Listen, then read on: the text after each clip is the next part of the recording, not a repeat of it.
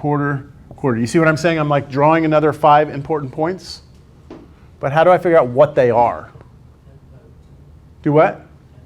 Add pi over 10. Good. So notice from here to here is pi over 10, right? So that's one jump of pi over 10.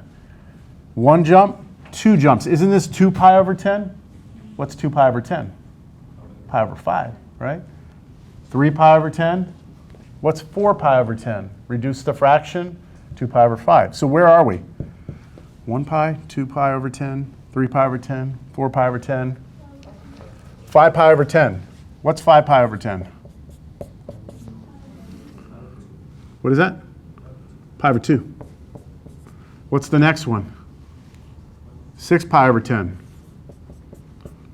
What does that reduce to be? 3 pi over 5. Do you understand what I'm doing or not? Just jumping by pi over 10 each time? Next one? 7 pi over 10. Doesn't reduce, right? Next one? 8 pi over 10, which is 4 pi over 5. Okay. I don't need these, right? I'm going to erase them in a second. But do you understand what I'm doing? I'm just jumping over. Okay. And now I just do the same thing, right? I know that I have x-intercept at the beginning, the middle, and the end. And I know it's going to be that picture just drawn, upside down like sine curve, but flipped. So it's just going to come down, come up, come down. And if I wanted to keep going, I could, right? How about if I want to go backwards? Negative pi over 10, negative 2 pi over 10, negative 3 pi over 10, negative 4 pi over 10. And I could go backwards if I wanted.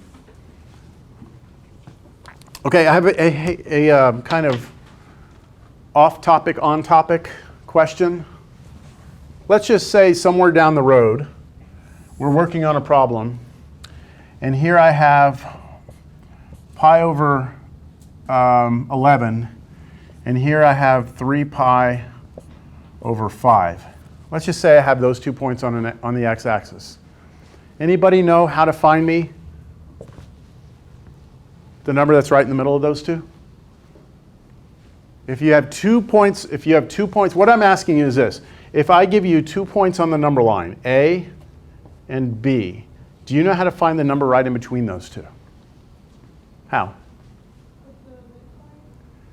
Oh, you could actually use the midpoint formula. You could, but it doesn't have to be that complicated because the midpoint formula that's two-dimensional, right? You can use that formula, but just the one dimension, just the x dimension. So do you remember the formula or no? No? I think it's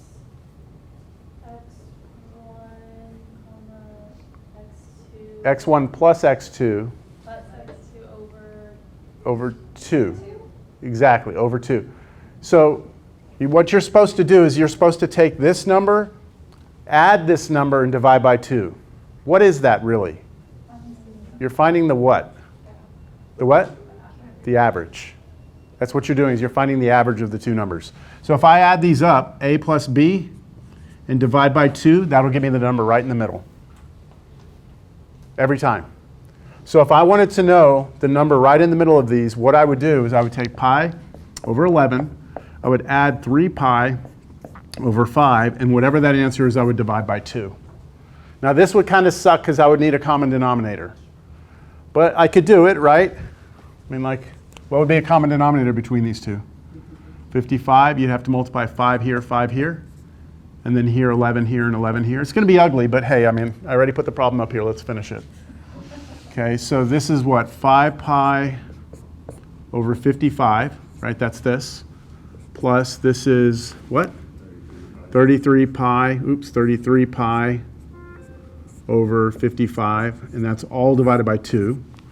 Add those up on top, what do you get? These two numerators? 38 pi over 55 over 2 still, right? I'm going to write the 2 as a 2 over 1. That way you can see that when you take a fraction, divide by a fraction, you multiply by the reciprocal, don't you? So that's really, I know it's kind of small there, 38 pi over 55 times a half, right? That's the same thing. Flip it, and then doesn't this and that go in there? What is that? 19? Is that right? 19? Yeah, 19. So 19 pi over 55. That is the exact value of the point on the number line right in between these two. Now that was uglier than I wanted it to be, but I didn't want to give you something real easy like if I would have given you like pi over 2 and pi, this might be too easy. Someone would just be like, oh, that's just 3 pi over 2 and just get it without doing anything. I wanted to give you something where you couldn't do it in your head. So, all right, let's move on.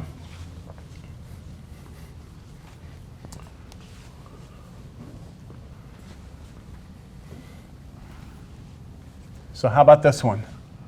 Let's sketch y equals, I think I had put 1/4. Did I put 1/4 cosine? Cosine at 1/2 x, something like that?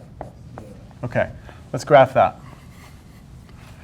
So when we go to graph this, we're like, okay, we know this is a cosine function, all right? So we know it looks like the one down here on the bottom.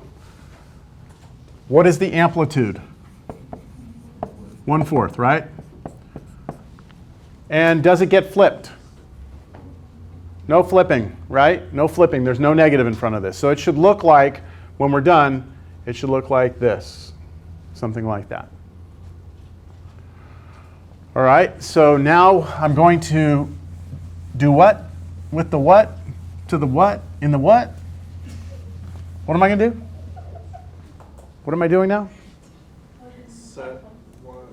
Set the argument equal to 5 important points, right? So I'm going to take 1/2, set it equal to what? 0. And the good news is that the 5 points for sine are the same 5 points for cosine. So it's 0 pi over 2, pi, 3 pi over 2, and 2 pi. Always. For sine and cosine. When we get to tangent, that's going to be different. All right, so 0. I need to set 1/2 x equal to pi over 2. I need to set 1/2 x equal to pi, 1/2 x equal to 3 pi over 2, and 1/2 x equal to 2 pi. Where's my drink? Did I not bring my drink? No, well. Let me see my cup around here. Must have left it in my office. All right, what do we have? First one,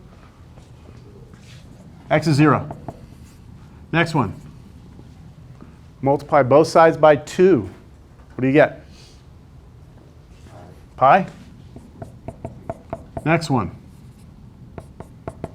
2 pi. Next one, 3 pi. Next one. Wow, this is cute. Keep going up by 1 pi each time, right? 1 pi, 2 pi, 3 pi, 4 pi. All right, so I have the entire period goes out here to 4 pi, right? I have these starting point, quarter point, halfway, 3/4, end. I know that this is 2 pi, this is 3 pi, this is pi, and that one was 0.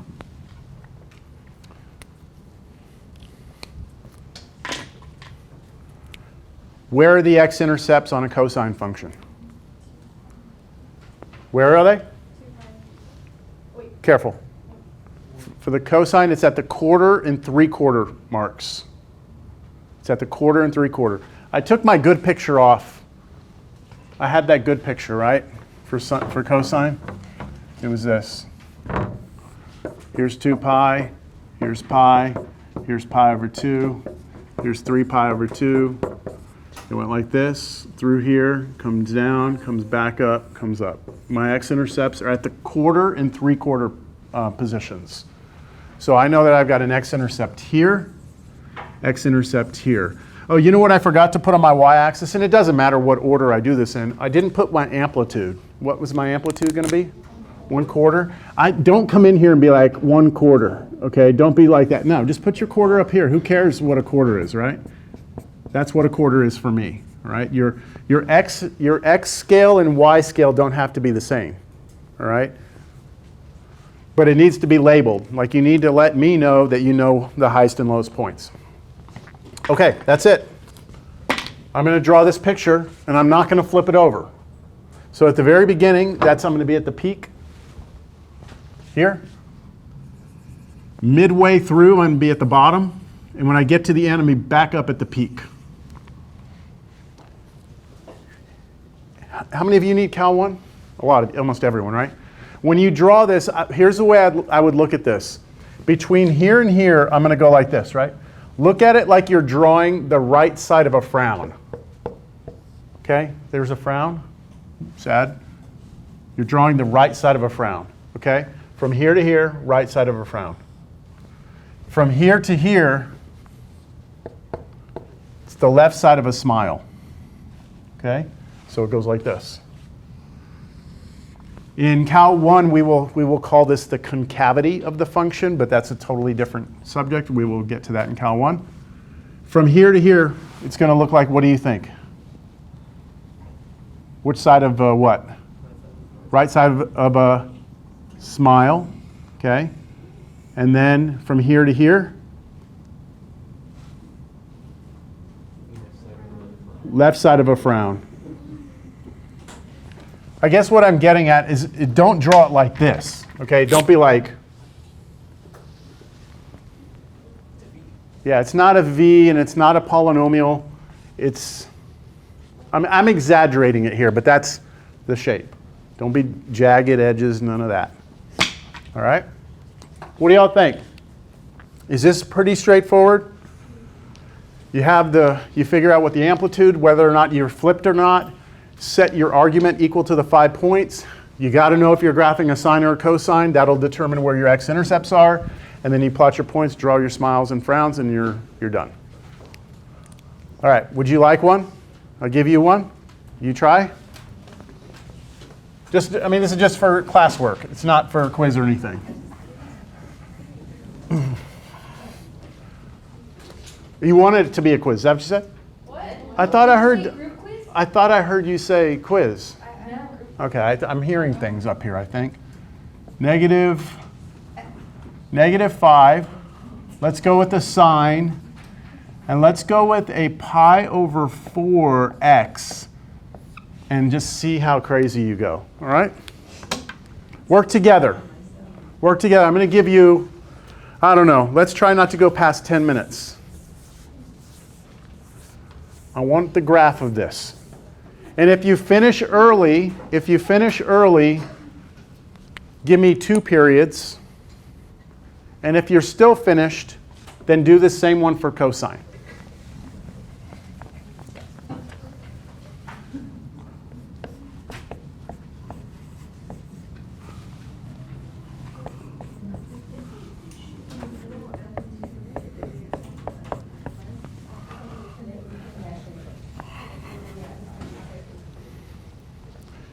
If you finish both graphs, raise your hand. I want to come by and take a look at them.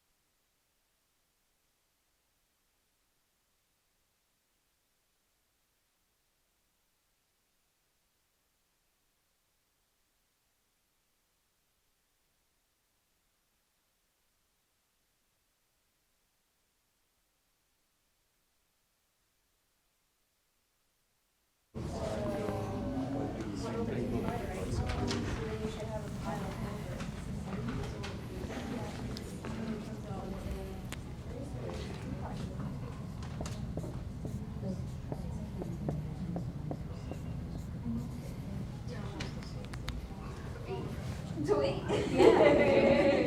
Sweet. Nope. I don't think there should be any guys.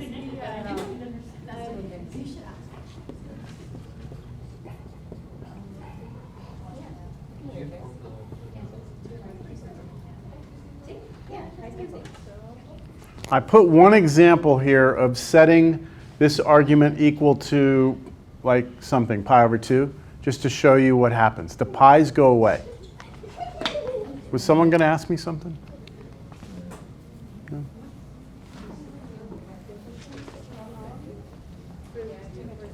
Did you try and set it equal to those points? Yeah, I just did it wrong, like creating algebra. Okay. We're kind of confused on the pi equals.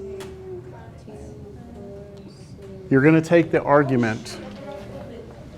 You're going to take this argument and you're going to set it equal to 5 different things. 0, pi over 2, oops, pi, 3 pi over 2, gosh, what's going on? And 2 pi. Those are the points every single time. So did you? Yeah, just, I guess, I don't know why I can't think of the pi, like setting it equal to pi for. Just put it over 1. Yeah, pi over 1. Oh. But you're setting pi equal to, what did you write, pi over 4x? Okay. So get x by itself. Get rid of this. So you can multiply by the reciprocal, can't you? So you multiply by, what's the reciprocal of this? 4 over pi, right? You have to do that on this side. So yeah, if you look at this as pi over 1, you're going to multiply by 4 over pi, right? And do you see these go away?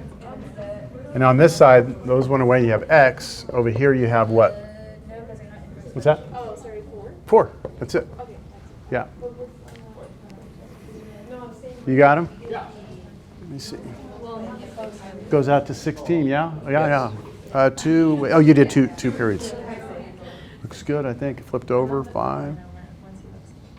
Good, good, good. Yep. I only did the sine. He did finish cosine. I just hadn't done cosine.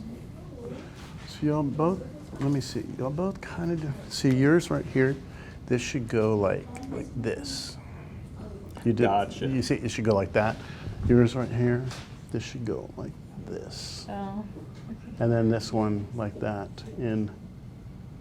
So it should be just like a, More like this. yeah, yeah. Where are you at? I didn't have space. Okay, see 8. Okay, so you just continued it? Yes. Yeah, that looks good. And And then a cosine. I kind of just messed up right there. Yeah. Okay. Okay, good. Let's see. It's been almost 10 minutes. Are y'all making progress? Yes or no? Yes. Yes? I'm gonna put the answers up here. I'm gonna just put what they are. For this one, we should have an amplitude of 5. Our important points should go out to 8. Not 8 pi, the number 8. The number 4, the number 2, the number 6. This is a sine curve, so I have important points here, x-intercepts here, here, and here. And then it should look like, because there was a negative there, it should look like a sine function but flipped over. So I'm going to have at the quarter mark the lowest point. At the 6, the 3/4 mark, I'm going to have the highest point. And then it's going to look like this, smile, frown, like that. And if I wanted a second period, I would go out to 16. And then I'm just counting by 2s. So 2, 12, 14, or 10, 12, 14. And then I just repeat the same thing. I have here and here, down and up, like that. Leslie, do I have any questions on this? Y'all did okay setting that equal to, see, it's a little weird when I put a pi in there, right? But it can still be done. On this one, the only difference on this one, you still have the same amplitude. You still have the same numbers, right? These are still the same because you're basically solving the same equations. Set the argument equal to those values. The difference here is that your x-intercepts are not at the beginning, middle, and end. It's at the quarter mark and quarter mark. And then it's also flipped over. So instead of it going like this down and back up, it's actually going to start here. And then, let's see, this will be high point, low point. So it'll be like this, this, this, this.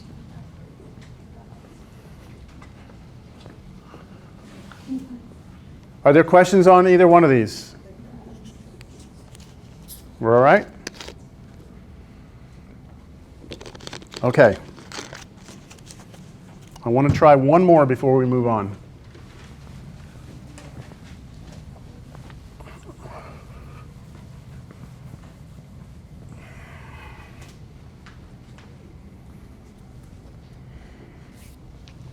Y equals negative sine, let's go, let's go negative 2x plus pi over 2 plus 1. Okay, I'm throwing you into the fire now, all right? That looks crazy, doesn't it? That looks crazy. I'm getting us a little bit ahead of ourselves, but it's okay. I think we can handle it. Yes?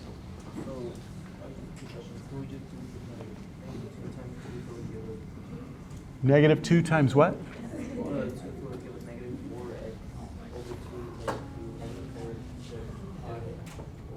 Oh, you mean like get a common denominator? You could, yes. You don't need to, but you could. That wouldn't change anything. Yeah. Okay, let's take a look at this. This is a sine function, yes? Sine function. What does this in front mean? Negative 1, right? So what's our amplitude? It's 1. Okay, and then we're going to be flipped, right? Flip over the x-axis. We know that, right? From just this and this, yes? Now, this looks crazy in here, right? We haven't seen anything like this before.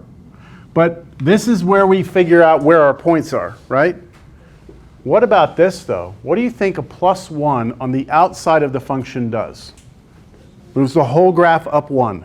We need to remember that. What we're going to do is we're going to graph this as if there was no 1 here. And once we're done with that, we're going to move every point up 1. And then we'll be done. Understand? So this right here means we go up 1. So I have an amplitude of 1. I'm going to flip it over the x-axis. And I need to make sure at the very end to move the whole graph up 1. Other than that, it's the same ball game. We're going to set this here in the middle, the argument, which is this whole big ugly thing. Argument. The argument of the function. We are going to set it equal to the 5 numbers. So we're going to set negative 2x plus pi over 2 equal to 0. We're going to set negative 2x plus pi over 2 equal to pi over 2. We're going to set negative 2x plus pi over 2 equal to pi. And we're going to set negative 2x plus pi over 2 equal to 3 pi over 2. That's an equal, not a plus. And finally, I'll do it up here. Negative 2x plus pi over 2 equal to 2 pi.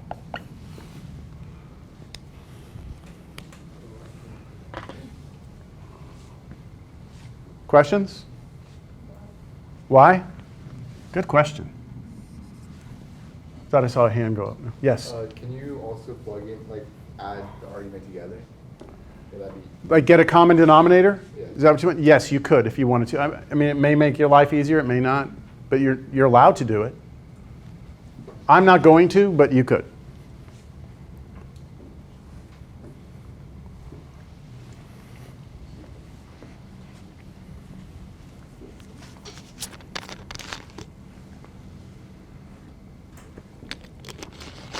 Why are we here?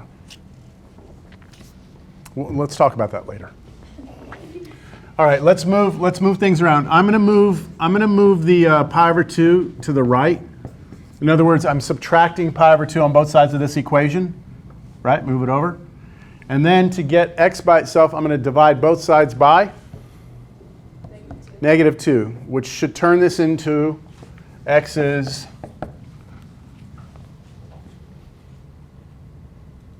what happens if you take negative pi over 2 and divide it by -2, which is the same as -2 over 1.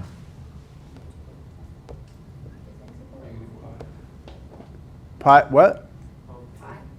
Pi, what? Pi over 4. Because you're dividing both sides, right? You're dividing this side by -2, you're dividing this side. Look, I don't like doing it that way. It makes, because I know students have trouble with that. I don't know, does this make more sense to you? If I do this, instead of dividing by -2, what if I multiply by -1/2? Do you like that better or no? You don't like that? How do you kill off -2? You multiply it by -1/2. That doesn't help? So no? You give me that look like this is my fault.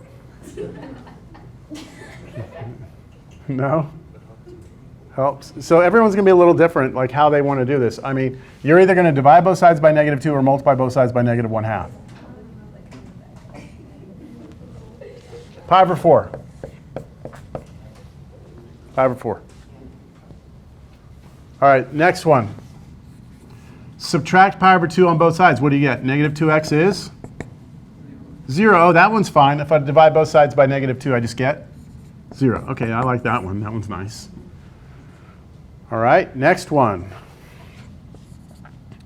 -2x equals, okay, here I need to subtract pi over 2 on both sides. So I have to take pi, subtract pi over 2. How do you take pi and subtract pi over 2? You need a common denominator, don't you? You look at that as pi over 1. You get 2 on top, 2 on the bottom. So -2x equals 2 pi over 2 minus pi over 2. So what's that? What's the right side? 2 pi over 2 minus pi over 2. You subtract the numerators. 2 pi minus pi is pi, and then over the common denominator 2. You look like I'm doing magic up here. What's going on? I know you just did it, but I was writing my notes. Yeah. I don't get why 2 pi over 2 is there minus pi over 2, because I thought that you... Right here, I need to get this by itself, right? Mm-hmm. So I subtract pi over 2 on both sides. Okay. So this pi is here, and I subtracted the pi over 2 on the left, which killed it, and then I have to take the pi and subtract pi over 2, right? Yes? You sure? Okay, so, but to put these together, I need a common denominator. So I have to look at pi as being pi over 1, and then I need to put them together with a common denominator, so I have to multiply the numerator and denominator by 2 so that they both have a 2 on the bottom. That takes me to the next line, which is -2x at the left side must equal the 2 pi over 2 minus the pi over 2. And then subtract, and that gives me the 1 pi over 2 on the right. Yeah? Better? Everyone good? I'm not done though, right? What do I need to do now? Divide both sides by -2. Or multiply both sides by -1/2. Either way, you should get over here what? Positive or negative? We get a positive or negative number here? Negative. Okay, negative what? Pi over 4.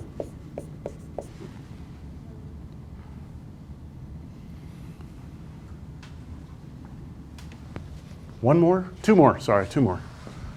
Okay, -2x. Let's see, I need to move this pi over 2 to the other side, so I need to subtract it. So I need to take 3 pi over 2 and subtract pi over 2. Good news here is that we already have a common denominator, right? When I subtract that over there. So that should just give me -2x equals What's 3 pi over 2 minus pi over 2? 3 pi over 2 minus pi over 2? 2 pi over 2, which is just pi.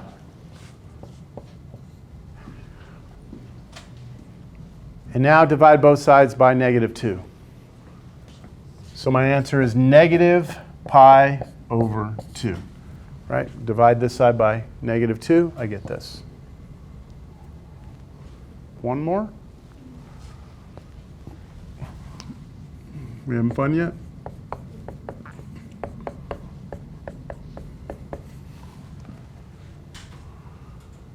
All right, so on this one, I move the pi over 2 to the other side again, subtract it. I'm going to need a common denominator. So I have to look at 2 pi as 2 pi over 1. And then multiply the top and bottom by 2 to get a 2